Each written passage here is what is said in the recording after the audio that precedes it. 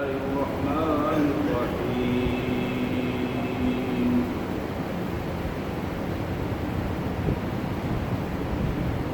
هو الذي أرسل رسوله بالهدى ودين الحق ليظهره على الدين كله وكفى بالله شهيدا محمد رسول الله والذين معه أشداء على الكفار رحماء بينهم تراهم ركعا سجدا يبتغون فضلا من الله ورضوانا سيماهم في وجوههم من أثر السجود ذلك مثلهم في التوراة ومثلهم في الإنجيل كزرع أخرج شطأه فآزره فاستغلظ فاستوى على سوقه يعجب الزراع ليغيظ بهم الكفار وعد الله الذين آمنوا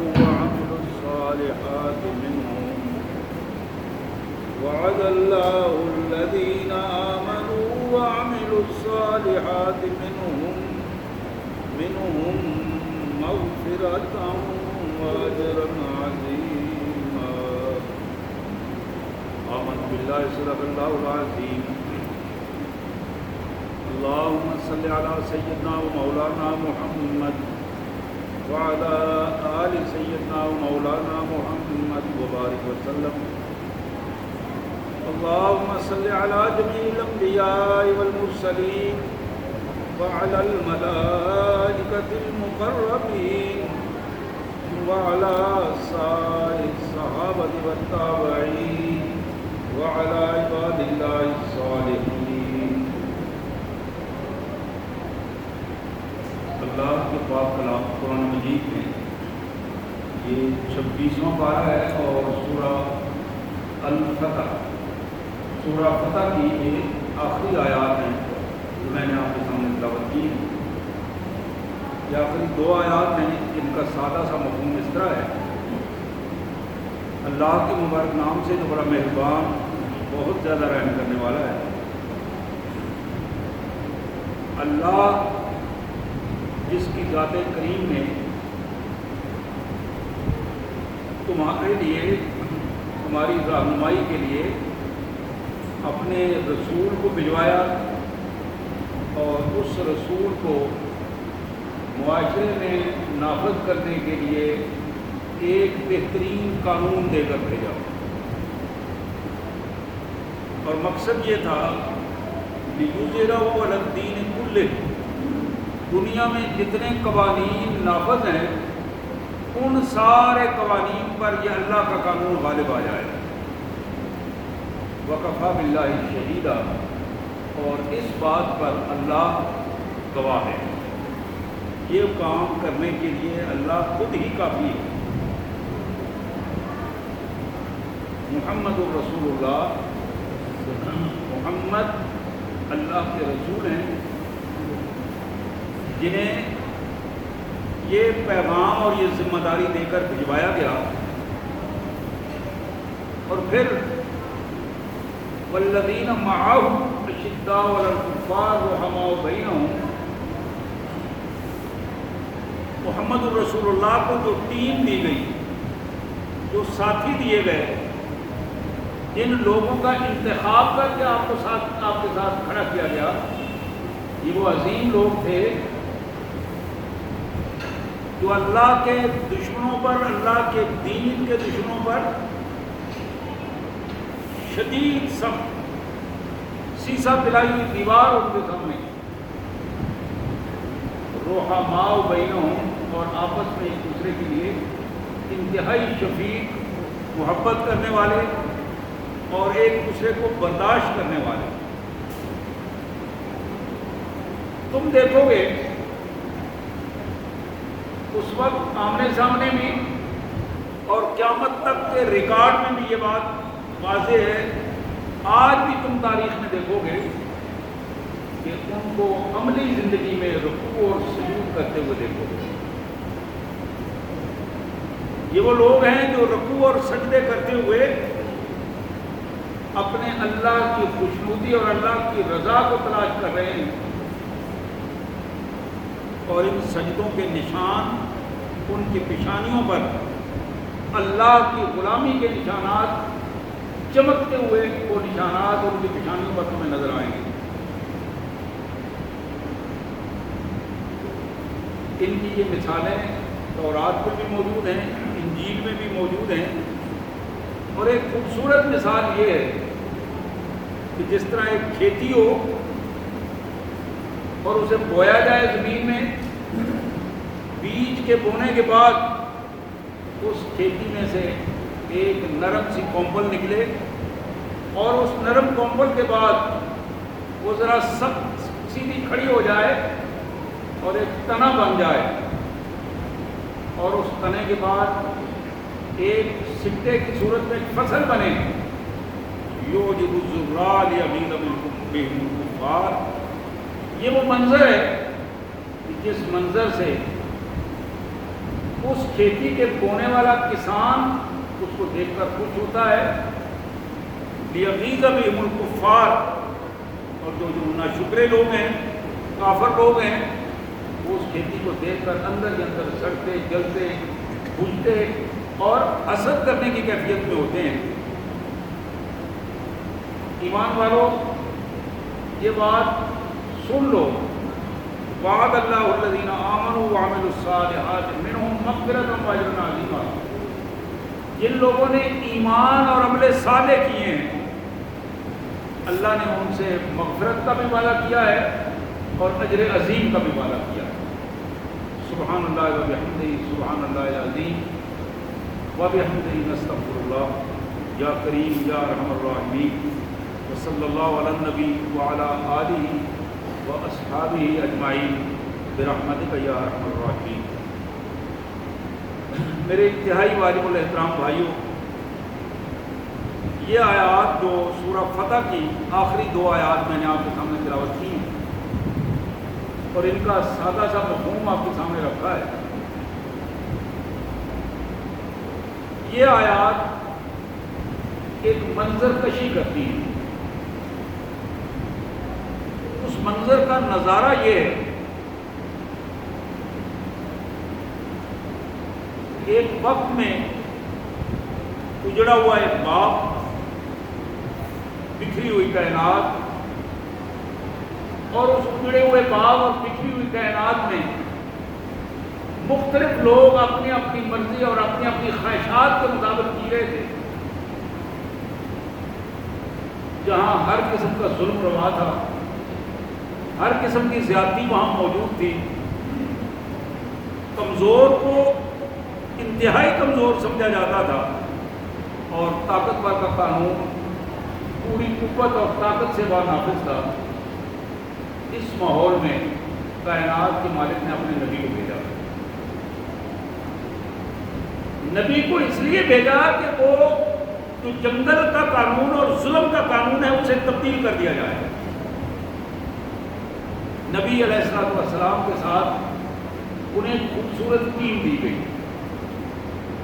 اور حقیقت یہ ہے، جن لوگوں کو محمد کریم صلی اللہ علیہ وسلم کے سامنے بٹھایا گیا، آپ کے ساتھی بنا کر دیا گیا، ان میں سے ایک ایک شخص انتہائی قیمتی شخص ہے، انتہائی قیمتی شخص ہے. اور آج کی دنیا کا اس میں کوئی تقابل نہیں. اس کی شخصیت کے اعتبار سے، اس کی حیثیت کے اعتبار سے، اس کے کام کے اعتبار سے ذرہ برابر بھی کوئی تقابل نہیں ہے آج ہماری زندگیوں اور ان کی زندگیوں کے درمیان. ان عظیم لوگوں نے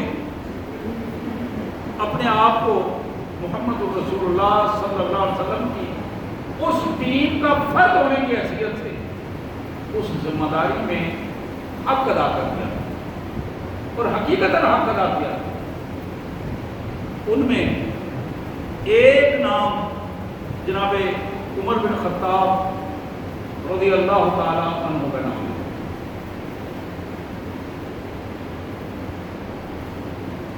عمر بن خطاب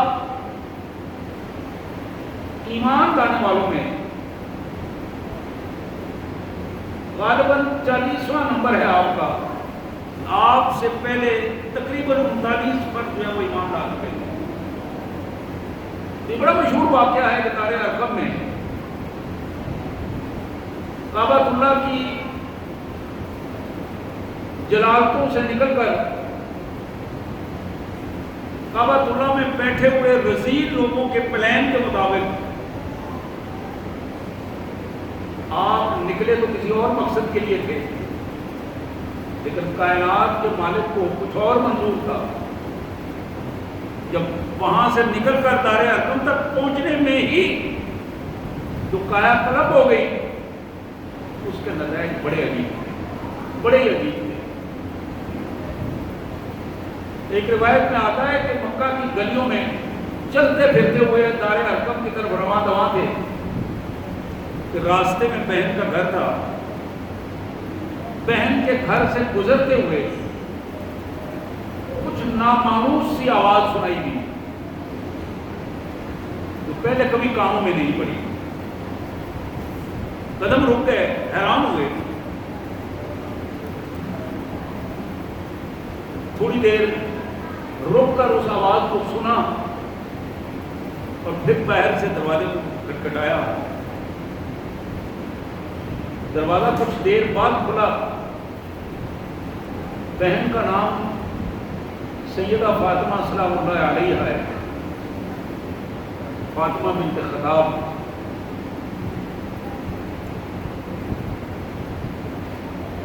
بہن اور بہنوئی دونوں بیٹھے تھے۔ پوچھا کیا ہو رہا تھا؟ دروازہ بھی دیر سے کھولا ہے، کیا ہے خیریت، کیا ہوا؟ بس ادھر ادھر کی جب باتیں ہوئی تو کہنے لگے مجھے اصل بات بتاؤ کہ میں نے کچھ باتیں سنی ہیں اور وہ پھر نئی آواز سنی ہے میں نے، اور نئی باتیں سنی ہیں، وہ کیا ہیں؟ کہنے والوں نے ابھی جواب نہیں دیا تھا کہ اندر سے استاد جی بھی نکل کے آ گئے۔ وہ صحابی جو قرآن پڑھا رہے تھے وہ آئے اور انہوں نے کہا ہاں تم نے ٹھیک سنا ہے، آؤ میں تمہیں بھی وہ سناؤں۔ اب یہ جو جملہ صحابی کا تھا وہ اپنی جگہ پر، عمر نے کہا کہ ہاں مجھے سناؤ۔ بہن نے کہا نہیں، اس طرح نہیں سن سکتے، یہ کو تمہاری زبان یا مکے کی عام زبان نہیں ہے،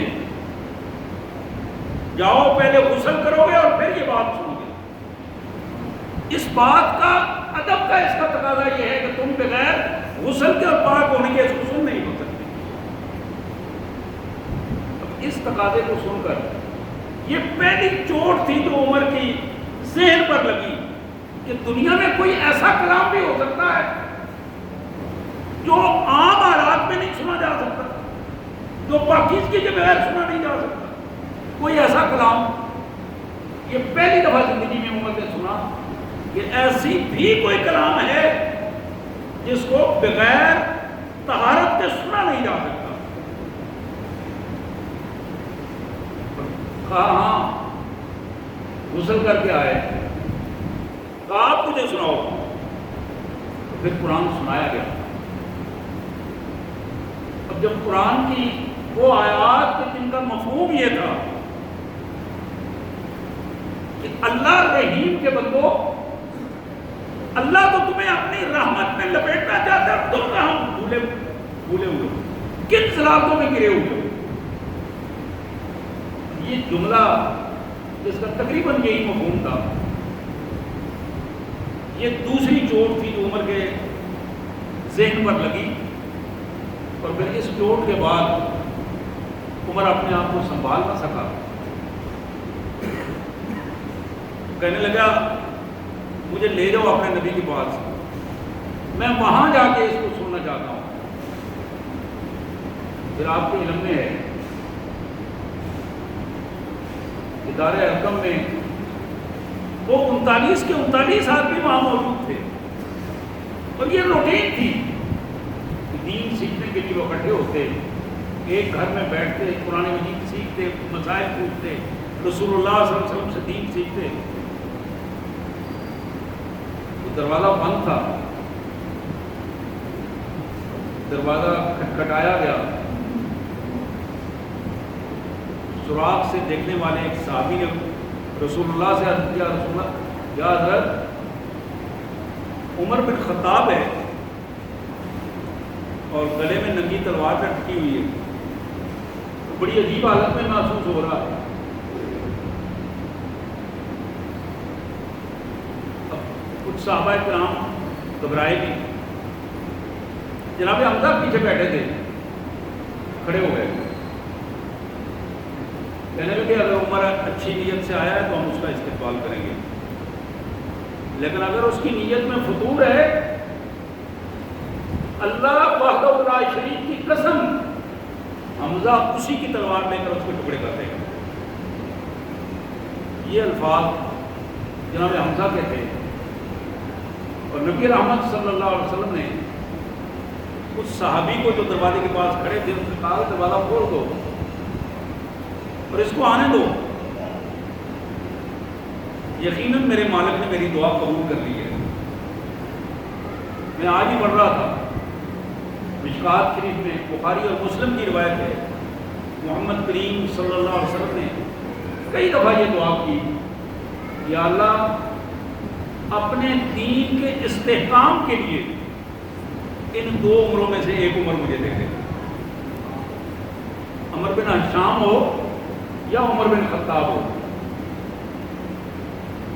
عمر بن ہشام کی قسمت تو نہ جاگ سکی، بلکہ وہ دنیا میں عمر بن ہشام کی بجائے ابو جہل کے نام سے پکارا گیا، اور اس کی قسمت وہاں گئی، لیکن عمر بن خطاب کی قسمت جاگی، اللہ کی رحمت ہوئی، اور یہ شخص یوں ہی ایک قدم اس نے اندر رکھا، محمد کریم صلی اللہ علیہ وسلم نے، روایات میں موجود ہے سیرت کی کتابوں میں، تو حضور نے عمر کی قمیض کا دامن پکڑ کر اسے جھٹکا دیا اور پوچھا عمر کس نیت سے آئے ہو،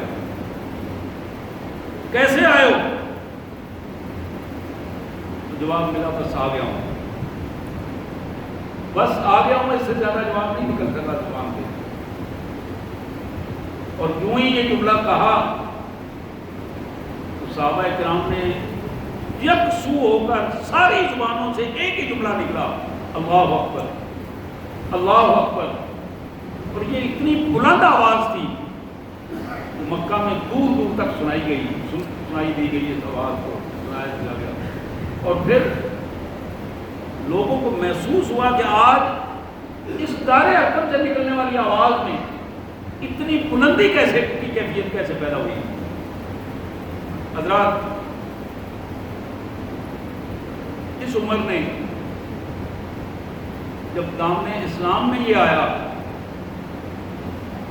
تو پھر کچھ ہی دیر بعد نماز کا وقت بھی ہوا، وہاں صحابہ نے نماز کی تیاری کی کوشش کی، تو درخواست کی کہ میرے آقا اگر آپ مناسب خیال فرمائیں تو آج یہ نماز کعبۃ اللہ میں حرم میں جا کے پڑھیں۔ حضور نے عمر کی درخواست کو قبول کیا۔ بعض سیرت کی کتابوں میں لکھا ہے جب باہر نکلے اللہ کے رسول صلی اللہ علیہ وسلم نے ان کی 2 ٹولیاں بنا دی، 20 افراد پر مشتمل 2 دستے بنا دیے، ایک کا کمانڈر عمر تھا اور دوسرے کا کمانڈر جناب حمزہ سید الشہداء۔ اب یہ دستے جو ہے اسی کیفیت میں پوری قوت کے ساتھ جا رہے تھے اور محمد رسول اللہ صلی اللہ علیہ وسلم کی مجموعی قیادت میں جا رہے تھے، اور اس عمر نے یہ جو منظر پیش کیا کعبۃ اللہ کے سامنے جا کر، اور وہ دیکھنے والے جو دیکھ رہے تھے انہوں نے کہا یہ کسی اور رنگ میں آ رہا ہے، ہم نے تو کسی اور چکر میں تھے، جو پلا کر بھیجا تھا اس نے الٹا اثر کر دیا ہے، ہم نے تو کچھ اور اس کو فیڈ کر کے بھیجا تھا۔ نتائج پھر عمر نے وہاں 2-4 جملے کہے، دو چار جملے کہے جو تاریخ نے محفوظ رکھے ہوئے ہیں. لوگوں سن لو. عمر آج سے محمد کا ساتھی ہے صلی اللہ علیہ وسلم. جسے بات سمجھ نہ آئے عمر کو روکنا چاہے تو اس کو کھلی اجازت ہے کہ وہ اپنی طاقت استعمال کر کے سامنے آ جائے. بعد نے اس کو دوسرے رنگ میں بھی بیان کیا. یہ جملے ہجرت کے موقع پر بھی کہے گئے اور اس موقع پر بھی کہے گئے کہ اگر کسی نے اپنے بچوں کو یتیم کرانا ہو تو عمر کے سامنے آیا اور مقابلہ کرے. آج مقابلہ قبائلی مقابلہ نہیں ہے بلکہ آج مقابلہ اسلام اور کفر کا مقابلہ ہوگا. اور حضرات یہ عمر بخاری اور مسلم میں محمد کریم صلی اللہ علیہ وسلم نے اسی عمر کے بارے میں یہ بات بتائی تھی. لقد کان فیما قبلکم من الامم محدثون فإیکم فی امتی احد فإنہ امت. لوگوں میری امت سے پہلے لوگوں میں پہلی امتوں میں ہر نبی کی امت میں ایک محدث ہوا کرتا تھا.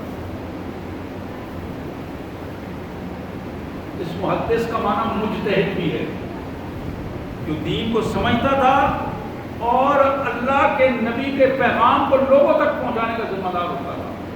اور وہ ایک ہوتا تھا جو نبی کے بعد اپنی ذمہ داری ادا کرتا تھا. حضور نے فرمایا کہ میری امت میں اگر کسی کو یہ مقام حاصل ہے اس کا نام عمر بن خطاب ہے.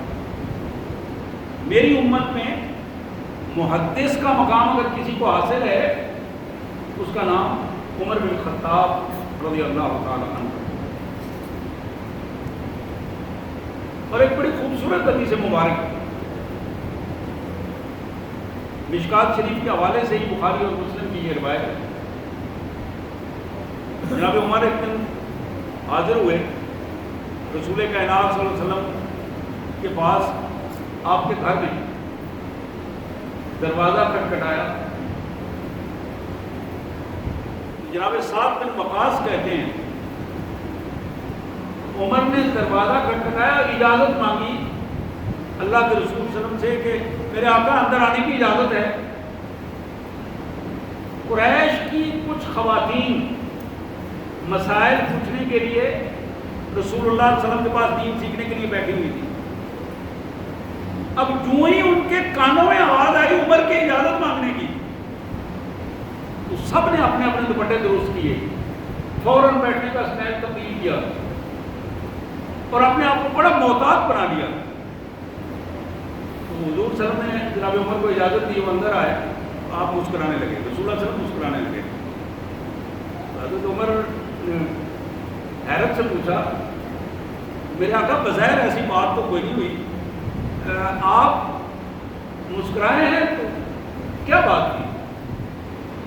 آپ نے فرمایا کہ یہ ایک بڑی خوبصورت صورتحال پیدا ہوئی کہ یہی خواتین اسلام, یہ بچیاں, یہ بہنیں میرے پاس بیٹھی تھی, دین سیکھ رہی تھی, مسائل چل رہے تھے, اور جب تم نے دروازہ کھٹکھٹایا ہے اور اجازت مانگی ہے, تمہاری آواز کی لے کو دیکھ کر سن کر ان کو پتا چلا کہ عمر دروازہ کھٹکھٹا رہا ہے, عمر اجازت مانگ رہا ہے. ان میں سے سب محتاط ہو گئی, سب نے اپنا دوپٹے ٹھیک کیے, بیٹھنے کا اسٹائل ٹھیک کیا. تو مجھے بڑی خوشی ہوئی اور بے ساختہ ہنسی آئی اور مسکراہٹ اس وجہ سے تھی. پھر فرمایا عمر سنو, خدا کی قسم تم جس راستے سے جا رہے ہوتے ہو شیطان وہ راستہ بدل جاتا ہے. تم جس راستے سے جا رہے ہو شیطان وہ راستہ بدل جاتا ہے.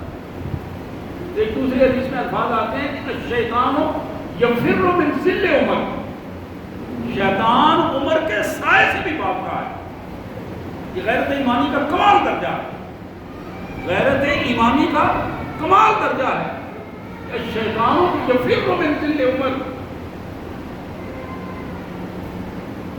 تو اکثر ایک میں شیخ سعدی مرحوم کی حکایت سنایا کرتا ہوں کہ وہ کہتے ہیں کہ ایک دن میں نے دیکھا شیطان جا رہا تھا، اس کے کندھے پہ لگامیں تھیں، یہ جسے کڑیاڑا کہتے ہیں، جانوروں کو کے منہ میں دے کر اس کو قابو کیا جاتا ہے جانوروں کو۔ تو شیخ نے کہا کہ میں نے شیطان کو بلایا اور کہا سنو میری بات سنو، ادھر آؤ۔ وہ حاضر ہوا تو میں نے اسے پوچھا یہ لگامیں کیوں رکھی ہوئی، کدھر سے جا رہے ہو ساری اتنی ساری ڈھیر ساری لگامیں کڑیالے رکھے ہوئے؟ اس نے کہا حضرت یہ رکھے ہوئے ہیں بڑے بڑے جو اپنے آپ کو بڑے بڑے مولوی سمجھتے ہیں نا اور مبلغ سمجھتے ہیں، تو جب میں سمجھتا ہوں تو ہاتھ سے پڑھ رہے ہیں تو ان کو کڑیالہ دے کر پیچھے کھینچ لیتا ہوں، یہ لگام اس لیے رکھی ہوئی ہے۔ شیخ سعدی فرمانے لگے کہ میں نے اسے پوچھا تو میرے لیے بھی رکھی ہوئی ہے؟ تو اس نے کہا جی تمہاری زبان کو کڑیالے کی ضرورت نہیں ہے، لگام کی ضرورت نہیں ہے، آپ جیسے جو مبلغ ہیں انہیں ہم کھپی دے کر چلا لیتے ہیں۔ کبھی بھی آپ سمجھتے ہوں گے کہ نیچے والا یہ جو چباڑی ہوتی ہے اس سے پیچھے ہی اسی رسے کو پیچھے کھینچ لیتے ہیں، وہاں لگام کی ضرورت نہیں پڑتی۔ یہ جو ایک دور تھا کہ شیطان جناب عمر کے سائے سے بھاگتا تھا،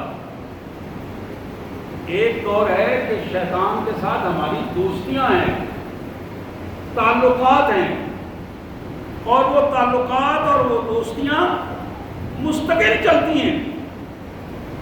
اور پھر اس سے بڑی بات کہ ہم نے دین کا لبادہ بھی اوڑھا ہوتا ہے، دین کے حوالے سے اپنی پہچان بھی بنائی ہوتی ہے، دین کے حوالے سے ہم دعوے بھی کرتے ہیں۔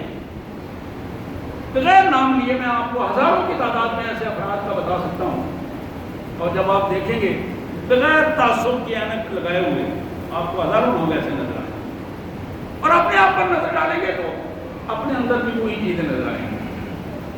تو میرے پیارے بھائیوں، جناب عمر کی یہ خصوصیت، اللہ کرے کہ ہم میں بھی یہ خصوصیت پیدا ہو جائے ان کی سیرت پر عمل کرتے ہوئے، کہ شیطان سے سچی دشمنی پیدا ہو جائے۔ جب محمد رسول اللہ سے سچی محبت ہوگی تو پھر شیطان سے سچی دشمنی ہوگی، جب وہاں سچی محبت نہیں ہوگی تو وہاں یہاں پھر دشمنی نہیں برابر ہوگی۔ جناب محمد کریم صلی اللہ علیہ وآلہ وسلم نے ارشاد فرمایا، یہ بھی مشکات کی حدیث ہے اور بخاری اور مسلم کی حدیث ہے، حضور نے فرمایا کہ میں خواب میں تھا، خواب میں مجھے دکھایا گیا بہت سارے لوگ ہیں جنہوں نے لباس پہنے ہوئے ہیں، کسی کا لباس گلے تک ہے، کسی کا سینے تک ہے، کسی کا ناف تک ہے، کسی کا گھٹنے تک ہے۔ میں نے دیکھا کہ عمر کو قمیض پہن کر آ رہا ہے، وہ اتنی ہے کہ یہ اس کی قمیض اس کے پاؤں کے بھی نیچے ہے، اسے کھینچ کر کے لا رہا ہے، اکٹھی کر کے لا رہا ہے۔ صحابہ نے پوچھا اللہ کے رسول صلی اللہ علیہ وسلم اس کی پھر کیا تعویل آپ نے فرمائی؟ آپ نے فرمایا اس کی تعویل یہ ہے اللہ تعالیٰ نے دین کا جو ملکہ عمر کو دیا ہے وہ باقی کی نسبت بہت زیادہ ہے۔ دین کی صلاحیت، دین کی فقاہت اور دین کی جو علم ہے اور عملی صورت ہے، اللہ تبارک و تعالیٰ نے اس حوالے سے عمر کو بہت زیادہ عطا فرمائی۔ اسی طرح جناب محمد کریم صلی اللہ علیہ وآلہ وسلم نے ارشاد فرمایا کہ عمر وہ ہستی ہے لو کان بعدی نبیا لکان عمر۔ یہ جملہ ابوبکر صدیق رضی اللہ عنہ کے بارے میں بھی آتا ہے، جناب عثمان غنی اور ایک دو دوسرے صحابہ کے بارے میں بھی آتا ہے، لیکن یہ جملہ حضرت عمر کے بارے میں ایک دفعہ نہیں کئی دفعہ کئی حدیثوں میں الفاظ آتے ہیں کہ مزاج نبوت رکھنے والا فرد، میرے بعد اگر کوئی نبی ہوتا تو وہ جناب عمر ہوتے، ولیکن لا نبی بعدی، لیکن یہ بات طے ہے کہ میرے بعد کوئی نبی نہیں ہے، میرے بعد کوئی رسول نہیں ہے، کوئی نبی نہیں ہے، لیکن نبوت کا مزاج ان چاروں افراد میں موجود ہے۔ جناب ابوبکر صدیق جناب فاروق اعظم میں بھی، عثمان غنی میں بھی، اور جناب علی حیدر کرار میں بھی، رضوان اللہ علیہ اجمعین۔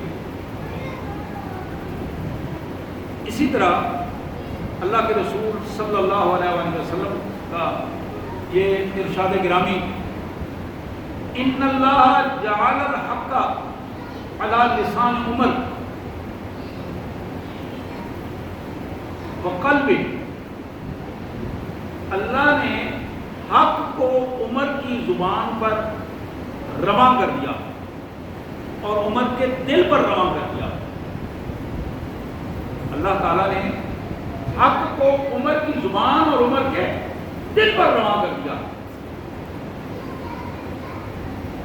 اور پھر ایک دوسری حدیث میں نبی رحمت صلی اللہ علیہ وآلہ وسلم کا یہ فرمان، ان اللہ وضع الحق علی لسان عمر یقول به، اللہ تبارک و تعالیٰ نے عمر کی زبان پر حق اس طرح کر دیا ہے کہ عمر جو بولتا ہے وہ حق ہوتا ہے۔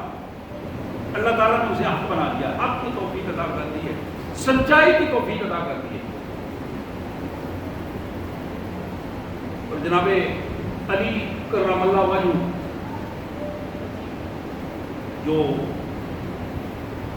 جناب عمر ان کے داماد بھی ہیں، حضرت علی کرم اللہ وجہ کے داماد بھی ہیں جناب عمر، سیدہ فاطمہ الزہرا سلام اللہ علیہ کی بیٹی سیدہ ام کلثوم، جن کا نکاح جناب عمر رضی اللہ تعالیٰ عنہ سے ہوا۔ جناب علی کرم اللہ وجہ کا یہ قول بڑا معروف ہے، یہ بھی بخاری اور مسلم میں موجود ہے۔ کہا کرتے تھے،